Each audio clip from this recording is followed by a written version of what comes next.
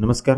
जीवन संजीवनी health या official चॅनलमध्ये सर्वांचं स्वागत आहे. नाभी सरकणे किंवा पोटामधली गाठ सरकणे अगदी 2 मिनिटांमध्ये घरच्या घरी बरं करू शकता तुम्ही. पोटामधली जर गाठ सरकली तर आपल्याला खाली वाकलं की पोटामध्ये दुखतं, पोटाच्या मध्यभागी म्हणजे नाभीपाशी दुखतं, जडपणा जाणवतो, कमजोरी वाटते, पोटात दबावाची भावना होते, छातीमध्ये वेदना होतात, गिळण्याची समस्या येते, कधी कधी उलटी होते आणि पोटाच्या बाजूला आपल्याला प्रचंड दुखतं, खाल्लेलं अन्न आपलं पचत नाही, पोटामध्ये गॅस होतात आणि याचा परिणाम म्हणून खोकल्याची समस्या सुद्धा आपल्याला होऊ शकते. जर अशी लक्षणं तुम्हाला जाणवत असतील तर तुमच्या पोटामधली गाठ सरकलेली आहे असं आपण त्याला म्हणू शकतो, म्हणजेच नाभी सरकलेली आहे असं म्हणू शकतो. आणि नाभी जर सरकलेली असेल आणि वारंवार तुम्हाला ही नाभी सरकण्याची समस्या निर्माण होत असेल तर सांगितलेला अगदी साधा उपाय फक्त 1 ते 2 वेळेस करा. तुमची नाभी सरकण्याची जी समस्या आहे ती कायमची निघून जाईल. तुमची नाभी पुन्हा सरकणार नाही, म्हणजेच पोटातली गाठ पुन्हा सरकणार नाही. तर अगदी आपल्या घरामधलं साहित्य याला लागतं. तर आपल्याला लागणार आहे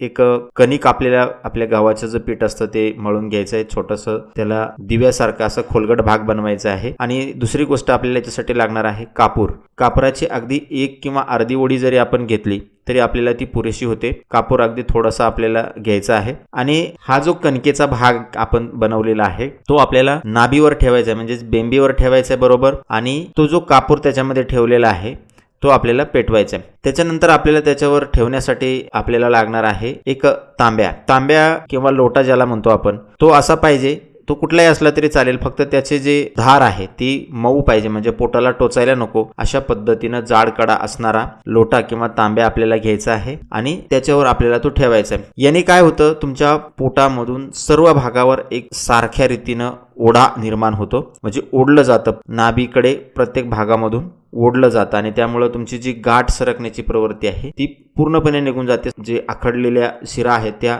जागेवर बसतात आणि तुमच्या पोटाची जी नाभी आहे म्हणजे जी गाठ आहे ती जागेवर बसते. तर अशा रीतीने त्याला पेटवायचं आहे. तांब्या आहे किंवा जो लोटा आहे तो गपकन आपल्याला दाबून धरायचा आहे. अगदी 2 मिनिटांमध्ये मधला जो दिवा आहे तो पूर्णपणे विझून जातो आणि नाभीच्या शंटरला सर्व बाजूनी असा ओढा निर्माण होतो. तुम्हाला ते स्पष्ट रीतीने जाणवतं. अगदी 2 मिनिटं तुम्ही दाबून धरलं की त्यानंतर आपल्याला हा जो तांब्या आहे किंवा जो लोटा आहे तो अगदी फिट्ट बसलेला दिसेल. पोटाकडे म्हणजेच नाभीकडे पूर्ण भाग तुमचा ओढलेला जाणवेल. असं आपल्याला फक्त 2 ते 3 मिनिटं ठेवायचं आहे.